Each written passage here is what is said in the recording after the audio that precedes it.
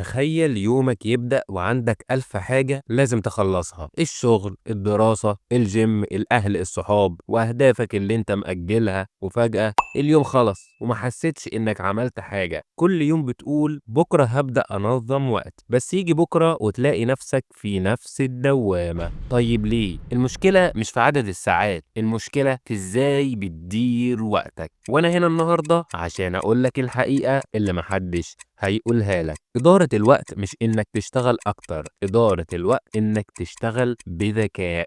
أهلا بأهل القمة، الناس اللي في التوب، في العالي. في الفيديو ده هتتعلم إزاي تدير وقتك زي أنجح الشخصيات في العالم، إزاي تخلص مهامك أسرع وبإنتاجية أعلى، وإزاي تتخلص من التأجيل والتسويف اللي معطلك. وعلى فكرة، في نهاية الفيديو عندي ليك مفاجأة حصرية هتساعدك تحول يومك من العشوائية إلى الإنتاجية، حاجة محدش بيقولها لك غير هنا في توب. هقدم لك كمان كتيب إدارة الوقت والمهام بذكاء، اللي فيه كل الأسرار والاستراتيجيات اللي هتغير حياتك. تابع معايا للنهاية عشان تعرف إزاي تحصل على الكتيب. مستعد؟ ركز معايا ويلا بينا نبدأ. الجزء الأول، أكبر 3 أخطاء بتضيع وقتك بدون ما تحس. قبل ما أقولك إزاي تدير وقتك بذكاء، لازم تعرف الأول الحاجات اللي بتسرق وقتك كل يوم وبدون ما بتاخد بالك، لأنك ممكن تكون بتحاول تنجز،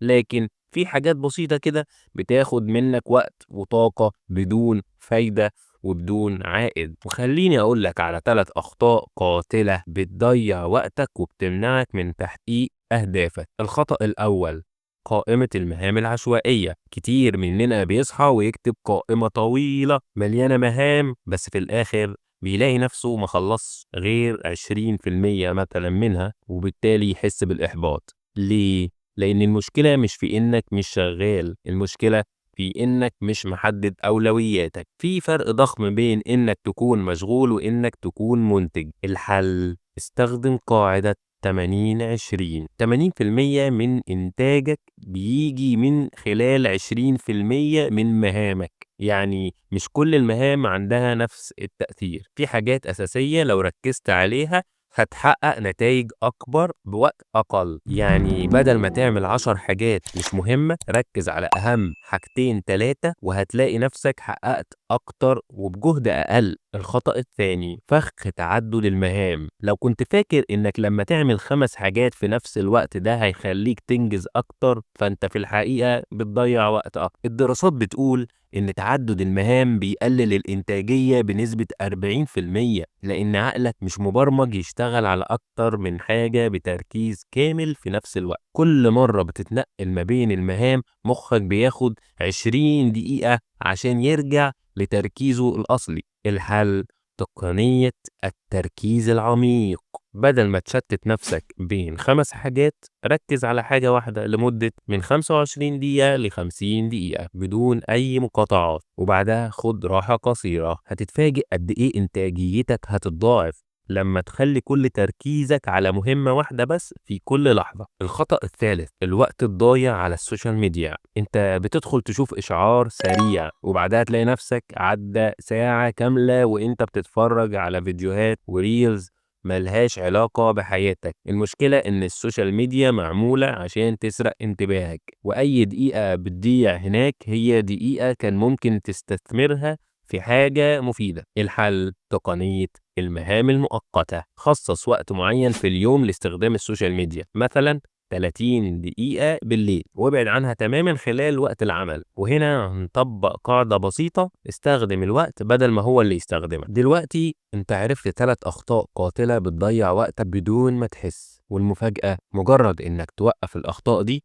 انتاجيتك هتزيد تلقائيا. لكن لو عايز تزود بقى مستواك لمستوى أعلى، لازم تتعلم ازاي تخطط يومك بذكاء، وده اللي هنتكلم عنه في الجزء اللي جاي. ركز معايا ويلا بينا نكمل. الجزء الثاني، ازاي تخطط يومك بذكاء وتنجز اكتر في وقت اقل. دلوقتي عرفت الاخطاء اللي بتضيع وقتك، لكن السؤال المهم، ازاي تخطط بقى يومك بذكاء عشان تشتغل اقل وتنجز اكتر؟ الحل انك تستخدم نظام يخليك تتحكم في وقتك بدل ما هو اللي يتحكم فيه. هقولك استراتيجيات عبقرية بيستخدمها أنجح الناس في العالم لتنظيم وقتهم. 1. استراتيجية المهمة الأهم MIT. في بداية كل يوم اسأل نفسك سؤال واحد: ايه أهم مهمة لو أنجزتها النهاردة هتحس إنك حققت إنجاز حقيقي؟ اختار أهم 3 مهام بس وابدأ بيهم يومك قبل ما تفتح السوشيال ميديا وقبل ما ترد على الإيميلات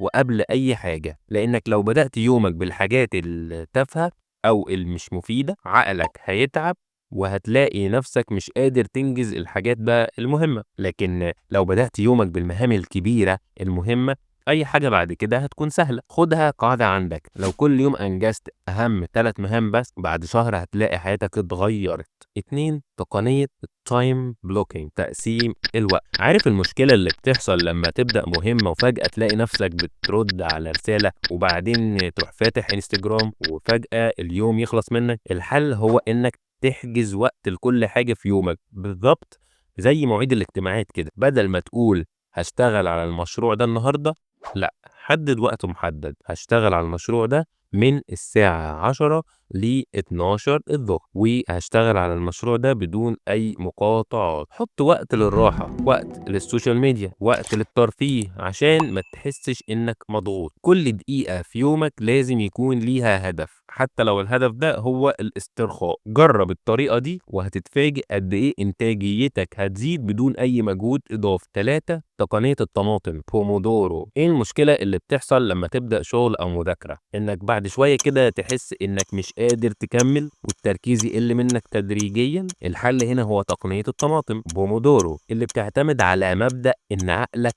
يشتغل في فترات قصيرة مع فواصل راحة منتظمة. ازاي تطبقها؟ اشتغل لمدة 25 دقيقة بتركيز كامل على مهمة واحدة، ثم خد راحة قصيرة 5 دقايق، افصل تماما عن الشغل، كررها 4 دورات وبعدها خد راحة أطول 15 ل 30 دقيقة. التقنية دي بتخلي عقلك يشتغل بأقصى طاقاته في الفترات القصيرة وفي نفس الوقت تضمن لك إنك ما تحسش بالإرهاق بسرعة. تخيل إنك بدل ما تذاكر أو تشتغل 4 ساعات متواصلة وتوصل لآخرها بدون تركيز، تشتغل بنظام 25 دقيقة زائد 5 دقايق راحة. النتيجة إنتاجية أعلى وتركيز أفضل وإنجاز أسرع. 4. استراتيجية 8-8-8، 3 تمانيات. إيه هي قاعدة ال3 تمانيات؟ هي ببساطة جدا إن اليوم فيه 24 ساعة، ولو قسمته صح على 3 تتلات هيطلع لك 8 و8 و8. 8 ساعات شغل أو دراسة لتحقيق أهدافك وكسب المال، 8 ساعات راحة ونوم لأن جسمك وعقلك محتاجين استشفاء وراحة، 8 ساعات لحياتك الشخصية ودي بتتقسم برضو ما بين الرياضة والترفيه والعلاقات وهواياتك والتطوير الذاتي والعلاقات الأسرية أو صلة الرحم وهكذا. معظم الناس بيحطوا كل وقتهم في الشغل وينسوا صحتهم وحياتهم، لكن الناجحين بيفهموا إن التوازن هو مفتاح للاستمرارية. لما تدي كل جانب من حياتك حقه هتلاقي إنك مش بس بتنجز أكتر لكن كمان بتحس بسعادة واستقرار نفسي، راحة كده وطمأنينة. السر مش في إنك تشتغل طول اليوم، السر في إنك تشتغل بذكاء وتعرف إمتى تفصل وترجع بكامل طاقتك. دلوقتي عندك أكتر من استراتيجية قوية هتساعدك تتحكم في وقتك وتشتغل بذكاء. لكن في مشكلة أخيرة: حتى لو خططت ليومك صح في حاجة واحدة ممكن تهد كل مجهودك وتضيع وقتك. وعشان كده في الجزء اللي جاي هنتكلم عن أكبر عدو للتركيز والإنتاجية وإزاي تتغلب عليه. ركز معايا ويلا بينا نكمل. الجزء الثالث: أكبر عدو للتركيز والإنتاجية وإزاي تتغلب عليه. بص يا عزيزي، دلوقتي بقى عندك استراتيجيات زي ما قلنا تدير بيها وقتك، لكن العدو اللي ممكن يقابلك هو التشتت. كلنا عندنا خطط وأهداف لكن فجأة تلاقي نفسك ماسك الموبايل وداخل على انستجرام أو يوتيوب أو تيك توك أو أي موقع من مواقع السوشيال ميديا وفجأة اليوم يضيع منك بسبب التشتت. المشكلة مش في إنك بتكسل، المشكلة إن عقلك محاصر بإشعارات وإعلانات ومساحة انتباهك بقت أقل من السمكة الذهبية. السؤال هنا إزاي تقاوم التشتت وتستعيد تركيزك 100%. في تقنية اسمها قفل المشتتات. أكتر حاجة بتسرق تركيزك هي الإشعارات والموبايل، والحل إنك تقفل كل الإشعارات، ولو عندك شغل مهم حط موبايلك في وضع الطيران أو بعيد عنك تماما. وفي تطبيقات تساعدك إنك تقفل السوشيال ميديا وقت العمل زي Stay Focused و Forest عشان تقدر تركز بدون إغراءات. فاكر تقنية الطماطم اللي قلناها؟ استخدمها، لكن وقت العمل لازم تمنع أي حاجة تسرق انتباه، لأن كل مرة بتتشتت مخك بياخد 20 دقيقة عشان يرجع للتركيز الأصلي. زي ما قلنا في قاعدة اسمها قبل وبعد. قبل ما تبدأ شغل أو مذاكرة قرر السوشيال ميديا وقت محدد بعد ما تخلص المهام الأساسية، يعني مثلا هخلص 3 ساعات شغل وبعدها ليا 30 دقيقة على الموبايل، مش العكس. الدماغ بيحب المكافآت، فخلي السوشيال ميديا جائزة مش عادة عشوائية. اللي بيستخدم الموبايل أول ما يصحى بيبرمج يومه كله على التشتت، فابدأ يومك بحاجات منتجة مش بتمرير الشاشة. السر في التحكم في وقتك مش إنك تمنع المتعة، لكن إنك تتحكم فيها وتخليها في وقتها الصح. كمان اهتم ببيئة التركيز. هل لاحظت إنك لما تروح كافيه أو مكتبة إنتاجيتك بتكون أعلى؟ السبب هو بيئة العمل. عشان تركز لازم تهيئ مكانك مكان مرتب بدون فوضى وبدون ضوضاء قدر الإمكان على قد ما تقدر. سماعات عازلة أو موسيقى هادئة أو أصوات الطبيعة، كل ده بيقلل الإزعاج الخارجي. الإضاءة الجيدة، مكاتب المريحة عشان تحافظ على طاقتك طول اليوم. العقل بيحب الروتين، لما تشتغل في نفس المكان كل يوم مخك هيعرف إن هنا وقت الشغل، وهتلاقي تركيزك زاد تلقائيا. حتى لو هتذاكر في غرفتك أو هتشتغل في غرفتك وما عندكش مساحة غيرها في شقتك، ممكن تقسمها لأركان، ركن منهم يكون للشغل أو للمذاكرة، والأركان التانية ما بين النوم والراحة أو أي شيء تاني. ركز معايا في نقطة بيئة التركيز لأنها مهمة. ودلوقتي أنت عرفت العدو الأكبر لإنتاجيتك وعرفت إزاي تتحكم في تركيزك وتشتغل بأقصى كفاءة، لكن في خطوة أخيرة. حتى لو طبقت كل الاستراتيجيات والخطط اللي قلناها، إزاي تضمن إنك تلتزم بيها وتفضل على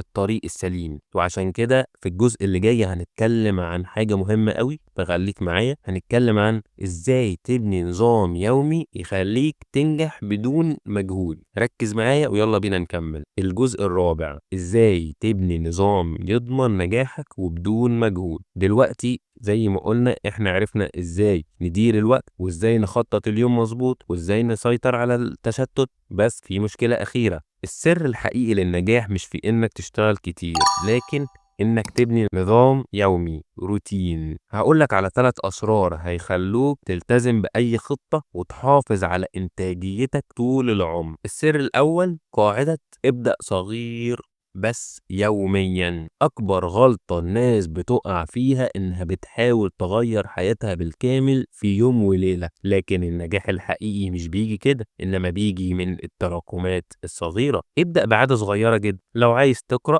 اقرأ صفحتين بس يوميا، ولو عايز تتمرن اعمل 5 ضغط، لو عايز تشتغل اشتغل 10 دقايق بس. لما الحاجة تكون سهلة في البداية عقلك مش هيقاومها، ومع الوقت هتلاقي نفسك بتعملها تلقائيا بدون مجهود. سر النجاح مش انك تعمل حاجة كبيرة في يوم واحد، لكن انك تعمل حاجة صغيرة وتداوم عليها كل يوم. فكر فيها كده، لو زودت 1% يوميا بعد سنة بالظبط هتكون 37 ضعف الشخص اللي انت عليه دلوقتي. تاني سر، تقنية الربط بالعادات. ازاي تخلي العادة الجديدة جزء من يومك وبدون ما تحس؟ الحل هو انك تربطها بحاجة اصلا انت بتعملها. يعني هنقول مثال، بعد ما اشرب قهوتي هقرا صفحتين من كتاب، قبل ما انام هراجع انجازاتي في اليوم، بعد ما اغسل سناني هكتب 3 اهداف لليوم، وهكذا. عقلك بيحب الروتين، ولما تربط عادة جديدة بحاجة مألوفة هتلاقي نفسك بتعملها بشكل تلقائي وبدون تفكير. التخطيط لنظامك اليومي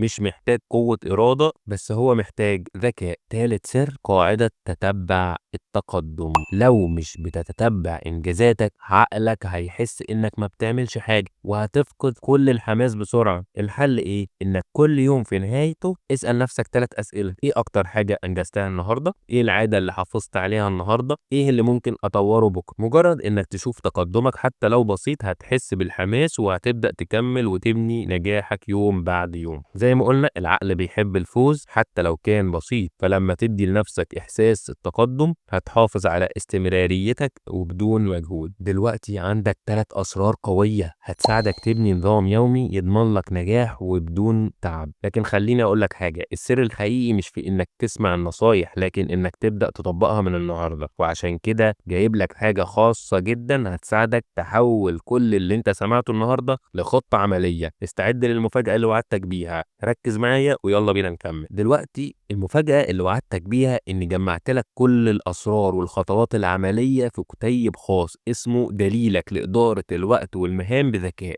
في تدريبات وتمارين عملية هتساعدك تطبق كل اللي احنا قلناه في الفيديو وأكتر، وتبني نظام إنتاجية يناسبك شخصيا. هتعرف ازاي تنجز أكتر في وقت أقل بدون توتر وبدون ما تحس إن يومك بيضيع منك وبأقل مجهود. ده مش مجرد كتيب، ده خطة متكاملة هتساعدك تسيطر على وقتك وتحقق أهدافك ومهامك بذكاء. وعشان أساعدك أكتر إنك تبدأ من النهاردة، وعشان أنت شفت الفيديو لحد النقطة دي، هديلك كوبون خصم خاص لفترة محدودة. هتلاقي رابط شراء الكتيب وكوبون الخصم في صندوق الوصف تحت الفيديو. لو عايز فعلا تغير حياتك ما تفوتش الفرصة دي لأنها لفترة محدودة. ابدأ رحلتك في إدارة وقتك بذكاء من النهاردة. دلوقتي بقى عندك كل الأدوات اللي تخليك تسيطر على وقتك وتنجز أكتر بأقل مجهود ممكن. لكن في حاجة مهمة، إدارة الوقت لوحدها مش كفاية، لازم كمان تعرف إزاي تحافظ على طاقتك العقلية والجسدية، وإزاي تتعامل مع مشكلة التسويف والكسل اللي بيوقفك في نص الطريق. وعشان كده الفيديو الجاي هيكون عن أقوى أسرار التحفيز والانضباط الذاتي،